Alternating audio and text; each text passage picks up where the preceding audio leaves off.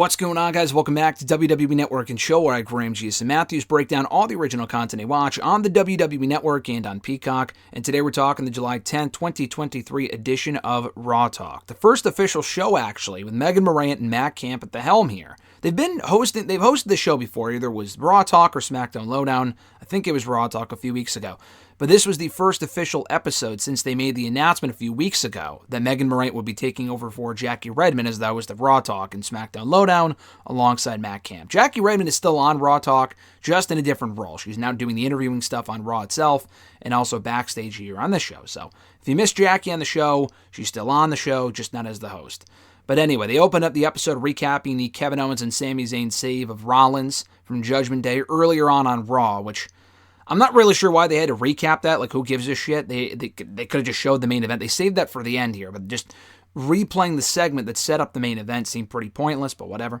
They run down the biggest headlines from the episodes, including recapping the Chelsea Green and Sonya Deville match, their win over Katana Chance and Kaden Carter, kind of providing them with a win in a minor momentum boost before they challenge Raquel Rodriguez and Liv Morgan for the WWE Women's Tag Team titles coming up on Raw next Monday.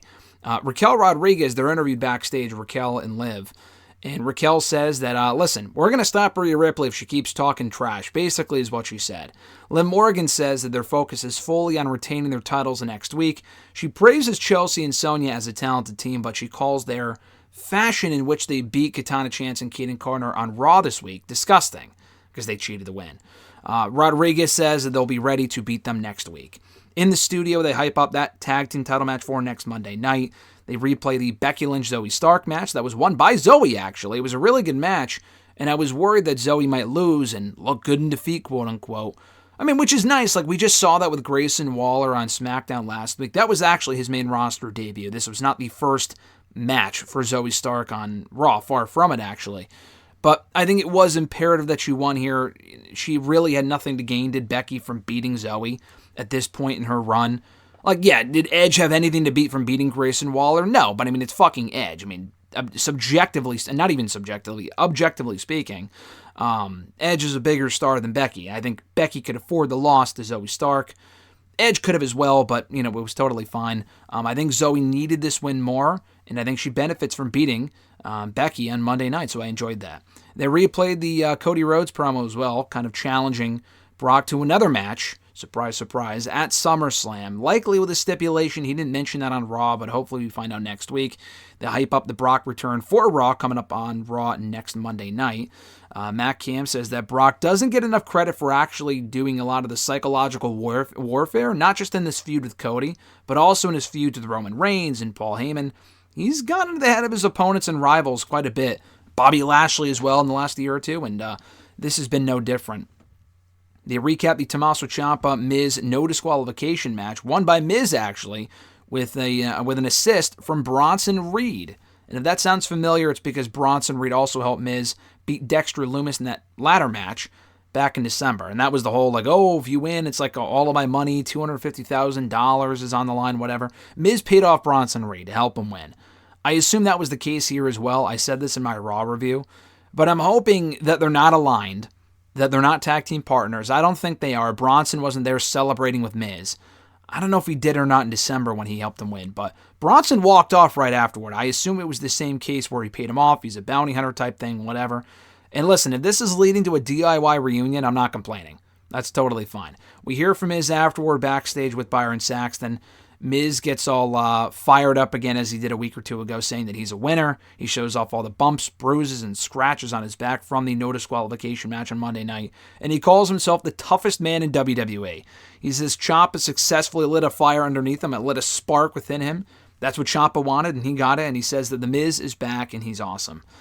Matt Camp says that Ciampa will not take this lying down, and I think Corey Graves even made the comment during the show on Monday that I don't know if he was talking about Miz or if he was talking about Ciampa, that one of them needs a friend or needed friends or whatever. I took that to mean, I interpreted it as Ciampa needs a friend in Gargano to help him even the odds. So hopefully that's where this is leading. We hear from Bronson Reed real quickly coming out of the commercial break, and he just says, because Byron Saxton asks him, are you worried Ciampa's going to come after you after this? And Bronson just says, I hope Ciampa does come after me. And he laughs, and that was it. They replayed the main event that saw Judgment Day knock off Rollins, Owens, and Zayn in 6-man tag team action. Matt Camp says that Judgment Day was cohesive, and they sent their message by beating 3 of the top champions on Monday Night Raw. They recap the Drew McIntyre and Riddle tag team win over Imperium. They hype up Gunther versus Riddle, the rematch for next week's Raw, which will not have the Intercontinental Championship on the line, I believe. I think it's just a non-title match. I don't think Drew's going to be there. He said during Raw that he's got other company obligations, so Riddle's going to have to go at it alone, with Vinci and Kaiser banned from ringside, supposedly anyway. They replay the graduation of Maxine Dupree from Alpha Academy, which made for a fun little segment on Raw this week, I thought. Viking Raiders interrupting, and they recap that part of the segment. We hear from Viking Raiders real quickly. This was more of like a vignette than it was an interview. So, I mean, I assume, maybe not assume, but like the main event was like 10 fucking minutes. And they might have had to rush that match.